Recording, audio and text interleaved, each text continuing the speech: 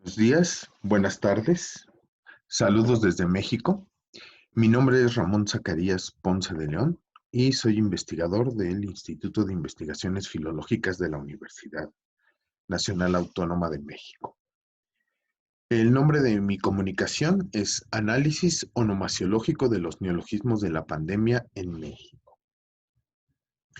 Lo que voy a mostrarles ahora tiene que ver con la situación especial que hemos vivido con la pandemia y particularmente cómo ha impactado en el léxico mexicano. Eh, eh, una de las consecuencias de esta situación tan especial que vivimos en todo el mundo es que han surgido muchas entidades nuevas que deben ser nombradas. Y justamente el trabajo que yo he realizado en los últimos años es la investigación acerca de los neologismos, de la creación de nuevas palabras a partir de un modelo onomasiológico, de lo que hablaremos un poco. Y justamente, ¿verdad? Esta situación especial se ha reflejado en México con bastante fuerza en el léxico mexicano, y lo que voy a presentar hoy son justamente 79 neologismos que se han acuñado en México. Bien, vamos a comenzar. En primer lugar, les voy a mostrar el contenido de la presentación. Lo primero que voy a hacer es mostrarles los 79 neologismos. Haremos unos breves comentarios. Después voy a hablar un poco acerca de, más que un modelo, una visión onomasiológica de la formación de palabras. Y posteriormente hablaré un poco acerca del corpus neológico, que es el que hemos construido en la UNAM y desde el cual se obtuvieron los neologismos. Finalmente, eh, un análisis cuantitativo de estos neologismos y los campos semánticos que se han involucrado más, para terminar con las conclusiones del trabajo. Bueno,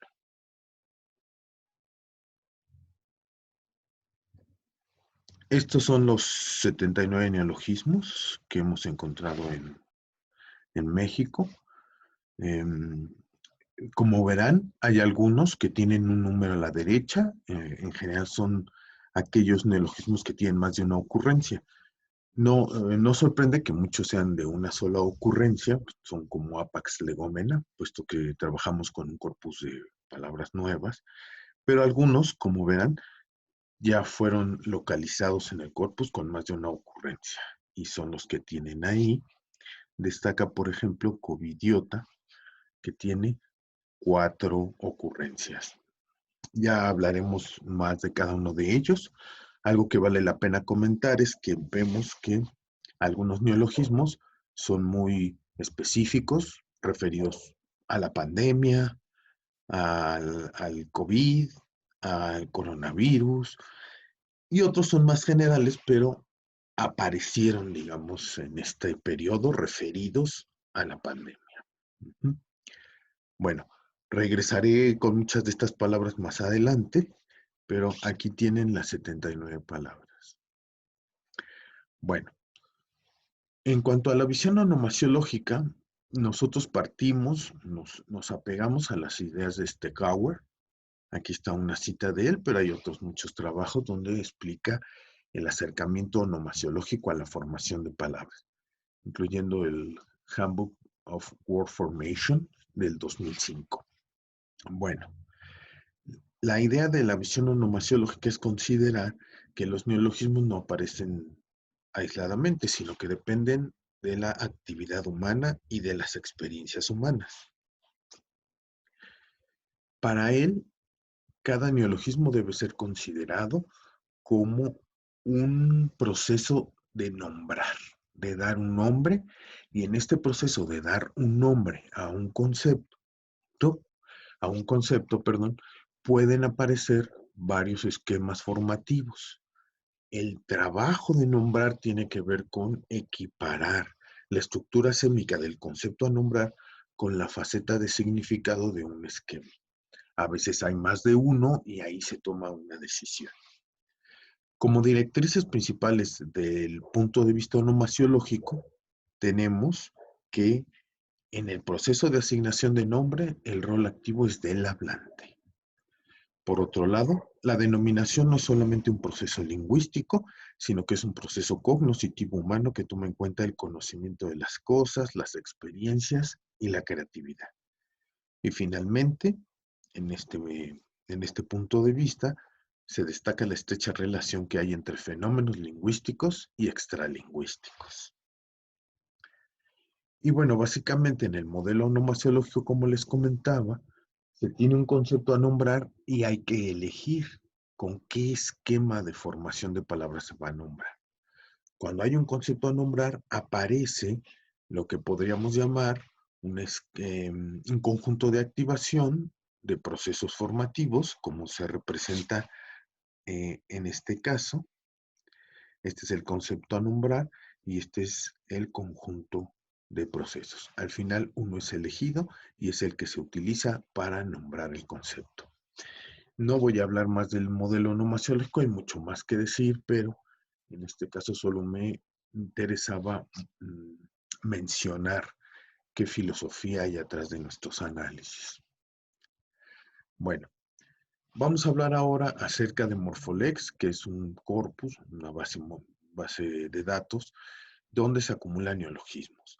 El proyecto es de la UNAM y en la actualidad, el proyecto empezó en 2008 y en la actualidad tenemos 19,000 palabras neológicas que se han acumulado a lo largo de este tiempo. Quisiera comentar que la característica más importante de este corpus y que lo distingue de otros corpus neológicos es el etiquetado morfológico, digamos, muy minucioso que se hace de cada palabra. Cada palabra entra al corpus, analizada morfológicamente y etiquetada para su proceso de formación de palabras y los distintos afijos que los componen. Eso nos permite eh, con mucha facilidad buscar procesos, afijos, palabras compuestas, palabras acortadas. Es una base muy, digamos, en este caso muy útil y muy flexible para las búsquedas. Es a partir de esta base que tomamos los neologismos de la pandemia. Todos los días se están revisando periódicos, se capturan palabras neológicas y lo que les puedo decir es que el corte que se hizo para este trabajo fue en octubre. A día de hoy, en un vistazo ligero, pudimos encontrar al menos ya 90 neologismos. Pero hoy yo solo les voy a presentar 79. Para mayor información, los puedo remitir del corpus, los puedo remitir a un trabajo anterior. Ya veremos la bibliografía más adelante. Bueno, en cuanto al análisis cuantitativo de los 79 neologismos, aquí lo presento. Llama mucho la atención que tenemos 22 cruces léxicos. Después, el proceso que sigue son 17 sufijaciones, 15 prefijaciones, 14 composiciones y 11 composiciones cultas. Habría que decir que en los números generales, cuando se han sacado estadísticas de Morpholex, los cruces léxicos son abundantes, pero ni con muchos son los más productivos. Sin embargo, este campo semántico ha, digamos, producido muchos cruces léxicos, lo cual llama la atención y tiene que ver, desde mi punto de vista, con que muchas de las palabras que se han formado, que se han acuñado alrededor de la pandemia, tienen un cierto sentido lúdico o burlón, que es una característica que se ha marcado, ¿verdad?, como muy mexicana con respecto a jugar con las situaciones, ¿no? Creo que eso es lo que yo he detectado con los cruces léxicos y entonces pues llama mucho la atención que este campo semántico tenga muchos cruces léxicos. Ya vamos a verlos algunos de ellos. Y bueno, el segundo lugar es la sufijación, que no sorprende tanto. La fijación en general es lo más común en el español, en procesos de formación de palabras, seguida por la composición. Muy bien, seguimos adelante.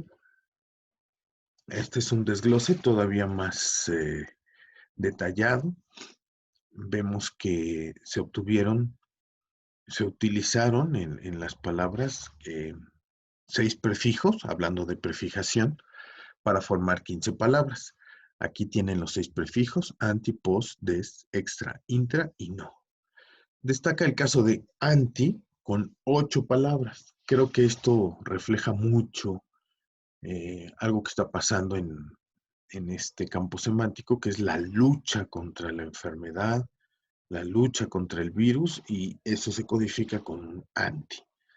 Y como verán, es de alguna manera el afijo más productivo de todos. Ok. A continuación tenemos los sufijos. Se formaron 17 palabras, pero en este caso fueron 15 sufijos diferentes. Tenemos 3 con izar, esta idea como de crear un proceso. Tenemos, por ejemplo, pandemizar. Y el resto de los sufijos, como verán, todos tuvieron una sola ocurrencia. Tenemos, no sé, eh, adjetivaciones, tenemos nominalizaciones de verbo con sion, también tenemos nominalizaciones de agentes, de dori y ente, tenemos también formadores de verbos con ear, y en general es lo que se encuentra, ¿no? Una gran variedad. Por otro lado, tenemos elementos compositivos o temas cultos. Tenemos 10 temas que formaron 11 palabras. Solo bio tuvo 2 ocurrencias. Y tenemos los que ven ahí: adeno, fobia, inmuno, logo, mega, multi, tele, terapia y video. Y bueno, los 22 cruces léxicos que ya habíamos hablado. Y por otro lado, con respecto a los compuestos, aquí los tenemos más desglosados. Son 11 palabras de compuestos de 2 sustantivos, 2 palabras de verbo y nombre, y una sola palabra de nombre y adjetivo. Veremos a continuación. Bueno, lo que me interesa ahora es mostrar los campos semánticos que están relacionados con, en general, la enfermedad y estos subcampos semánticos y cómo son productivos. Empezamos por COVID, que como veremos, tiene 15 palabras, ¿no? Referidas a COVID. 15 neologismos referidos a COVID. Podemos ver, y aquí empezamos a notar los cruces, cosas como covidianidad en vez de cotidianidad, o covidiano, donde se cruzan COVID y cotidiano, el famoso covidiota, que es una de las palabras más comunes, y la que a su vez ya dio lugar a otra derivación como covidiotes. Aquí vemos también una prefijación con anti, que ya habíamos hablado de ellas, anti-COVID. Y no sé qué otra pueda parecerme interesante. Por ejemplo, la penúltima es niño covidios. Es un cruce muy interesante entre niño Dios y COVID, y hace referencia a un niño Dios con, eh, con mascarilla o cubrebocas, como decimos en México. Y algunos otros, composición de 2 sustantivos como COVID y flu, COVID-flu. Y en general este es el campo semántico del COVID. Veamos los siguientes. Tenemos ahora el campo semántico del coronavirus. Aquí hay varios compuestos. Lo que nos lleva el análisis es saber que la palabra coronavirus ya es de por sí un compuesto. Entonces se ha prestado muy bien un poco para la creatividad. En vez de virus, tenemos en estos casos coronabicho, supliendo virus por bicho, coronabobo, coronabono, coronaburger, coronacrisis, coronalibro. Hay que comentar, ¿verdad? Coronavirus es un compuesto de 2 sustantivos y el núcleo es derecho, es decir, es un virus del tipo corona. Y entonces todos los compuestos de N más N que se crearon son de la misma manera, ¿no? Coronabicho, coronabobo, coronaburger, etc. Tenemos aquí nuestro compuesto de nombre y adjetivo, que es coronavirulento. Y llaman la atención las 2 últimas, que son cruces, como coronial, que es un cruce entre corona y colonial. En este caso, haciendo referencia a la idea de que el coronavirus y la pandemia nos han regresado a la época colonial. Y por otro lado, coronial, que sería un cruce entre corona y millennial, para referirse a los jóvenes, muy jóvenes, que les ha tocado vivir esta experiencia inédita y ellos pues de alguna manera están creciendo y creando su criterio dentro de esta situación especial. Por eso se le llama así, ¿no? Coronial. Eso en cuanto a coronavirus, que como vemos también es muy productivo, tiene 10. Bueno, el campo semántico de la pandemia, aquí también llama la atención pandemia, que es un poco como colonial, es el cruce de pandemia y millennial para referirse a lo mismo, ¿no? Esta generación joven que está creciendo dentro de esta situación especial. Aquí tenemos una sufijación con izar, como pandemizar. Tenemos cruces, que como verán los cruces están prácticamente en todos estos campos semánticos, al menos estos que les he mostrado. Pandemocracia, pandemoniaco y plandemia. Es interesante este cruce porque hace referencia un poco a esta, ¿cómo podríamos llamar? Pues ideas conspiracionistas que abundan hoy en día, ¿no? Y hablando de que la pandemia está planificada, ¿no? Y la última infodemia, que es un cruce entre información y pandemia, y que hace referencia a la avalancha de información contradictoria muchas veces que hemos recibido durante la pandemia. Infodemia. Muy bien, seguimos adelante. Aquí tenemos un campo semántico que es exclusivo de México, pero lo ejemplifico porque tiene palabras muy interesantes. El campo semántico gira alrededor del doctor López-Gatell, que en México es la persona encargada del combate o de la lucha contra la enfermedad. Y tenemos el primer cruce es Choricel. Debo decir que la actuación del doctor López-Gatell en general ha sido pues juzgada por la población como insuficiente o francamente mediocre. Entonces el primer cruce es Choricel, que es un cruce entre Gatell y chorizo. En México, cuando alguien es chorizo o habla chorizo, es decir, que dice o es mentiroso. O sea, alguien se diría, eso es un chorizo o es puro chorizo o él es chorizo. Entonces, este cruce habla de las mentiras de Gatell, ¿no? Choricel, como una persona que habla con puro choro, digamos. Es un mexicanismo para hablar de chismes o mentiras. El siguiente es gatelada, es una sufijación con ada para referirnos a una acción, en este caso de una acción como gatel, y que normalmente se ve en un sentido negativo. Hizo una gatelada. Después tenemos gateliano, que sería un poco más neutra esta derivación y tiene que ver con todo lo que se maneja en las conferencias del doctor López-Gatell, los datos gatelianos, digamos. Y finalmente este último que es muy interesante, Gatelinflas, que es un cruce con Gatell y Cantinflas, refiriendo a la manera, digamos, poco precisa de informar que tiene el doctor López-Gatell y se le compara entonces con Cantinflas. Muy bien. Nuestro siguiente grupo también es interesante. Yo le pongo que es el campo semántico de sanitizar. Sanitizar es un anglicismo que se adoptó al menos en México hace tiempo ya, no a partir de la pandemia, entonces yo lo pongo por lo interesante que se vuelve y básicamente es un anglicismo adaptado al español de México. Pero lo interesante es que ya la palabra, el anglicismo adaptado sanitizar, ha dado lugar a 3 nominalizaciones. Una nominalización de acción, como sanitización, y 2 nominalizaciones de agente, sanitizador y sanitizante. Llama la atención porque dor y ente son 2 sufijos que en cierto sentido compiten por codificar, digamos, las nominalizaciones de agente.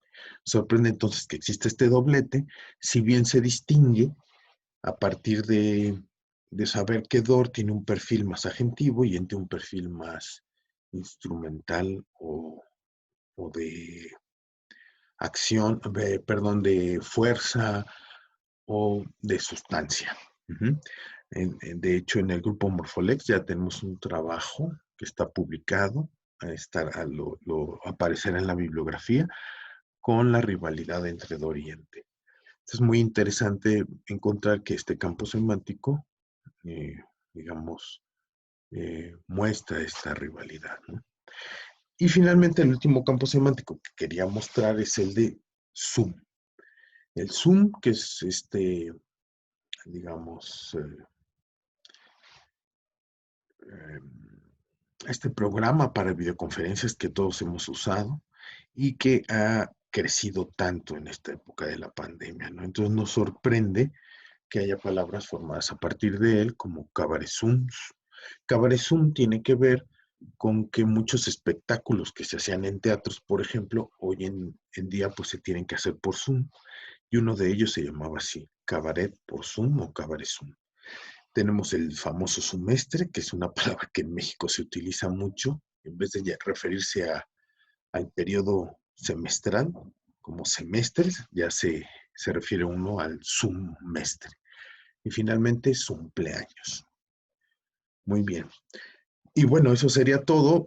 Paso a las conclusiones, solamente para decir que en Morpholex hemos trabajado mucho esta relación entre la neología y la identidad cultural de un pueblo, de una nación, y vemos cómo nombrar la realidad implica las creencias, las obsesiones y las experiencias de un conglomerado humano. Y justamente la pandemia del COVID ha impactado las costumbres de todo el mundo y particularmente en México, bueno, se han creado neologismos para referirse a esta nueva realidad, algunos generales y otros muy específicos de este país, ¿no? Básicamente, desde mi punto de vista, a pesar de la situación, digamos, no tan afortunada, se nota mucho el carácter alegre y lúdico del mexicano en esta formación de palabras, ¿no? Y por un lado, bueno, también hay palabras específicas que tienen que ver con las áreas médicas y hospitalarias y, por cierto, también con la esperanza de que la pandemia termine pronto. Y bueno, este sería todo. Hemos presentado ya los 79 neologismos. Es algo que me interesaba mucho para que se viera la vitalidad del español mexicano. Y bueno, no me queda, perdón, antes de despedirme, aquí están las referencias. Aquí las podrán ver. Desde luego, son unas cuantas referencias. El trabajo está soportado por mucho más investigación, pero bueno, para lo que corresponde ahora, esto es suficiente. Y bueno, pues me quedaré esperando los comentarios o las sugerencias de los que vean este video y yo responderé prontamente si es que hay preguntas. Agradezco a los organizadores de Inléxico y bueno, pues me despido. Les mando un abrazo desde México. Hasta luego.